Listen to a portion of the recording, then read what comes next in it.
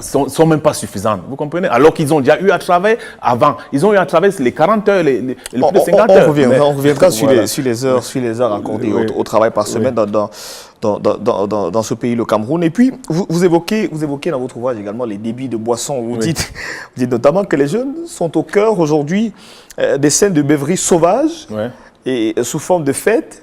Des fêtes au cours desquelles on célèbre le président du jour. Celui-là qui aura sorti la plus grosse liasse de billets de banque. Un président, que vous dites, susceptible d'être changé du jour au lendemain par un autre. Pas même du jour au lendemain, dans les instants qui suivent. Après quelques minutes, on a changé de président. C'est ça la nouvelle ambiance dans nos quartiers. Quand vous partez du côté des sources avec une Germaine. C'est à Yaoundé. Oui, c'est à Yaoundé. À tous les deux pas, il y a un début de boisson. Vous comprenez? Et si les pouvoirs publics laissent faire, ce n'est pas... Toutes ces attitudes sont à dénoncer. Déjà, vous allez vous rendre compte que devant les établissements scolaires, devant les lieux d'enseignement et de savoir, on retrouve les débits de boissons.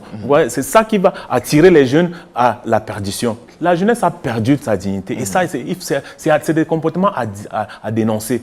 Au jour d'aujourd'hui, on se rend compte qu'il n'y a plus que les mascottes comme la mascotte Zomo pour supporter l'équipe nationale. Vous comprenez? À l'époque, c'était pas ça. Tout le peuple camerounais, quand il y avait une compétition, tout le peuple était derrière. Les Lions, voilà, les Lions. Tout le peuple était derrière son équipe. Aujourd'hui, c'est fan club, voilà, fan club, Samuel Eto'o, fan club Clinton, fan club, son fan club de cela. Ça, c'est au détriment de notre équipe nationale. Alors, un autre fait assez intéressant, c'est dans nos lieux de service, et vous dites notamment que chaque citoyen ferait mieux d'accomplir son travail dignement. Et à titre illustratif, vous citez l'émission J'aime mon job sur Vox Africa. C'est vrai qu'il s'agit de l'émission Mon job à moi, une émission que vous recommandez à vos concitoyens et dont le contenu devrait faire tache d'huile.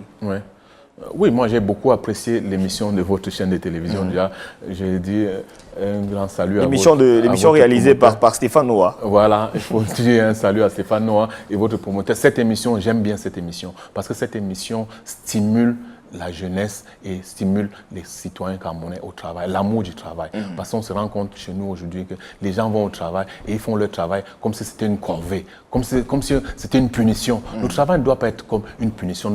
On doit être content de rendre service aux usagers. Vous comprenez?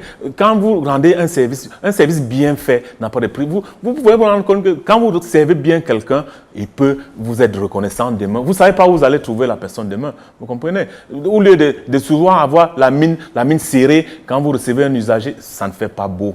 Déjà même pour l'entreprise, si c'est une entreprise privée, vous êtes sûr que vous aurez un rapport peut-être qui va arriver au niveau de votre employeur qui pourra vous licencier demain.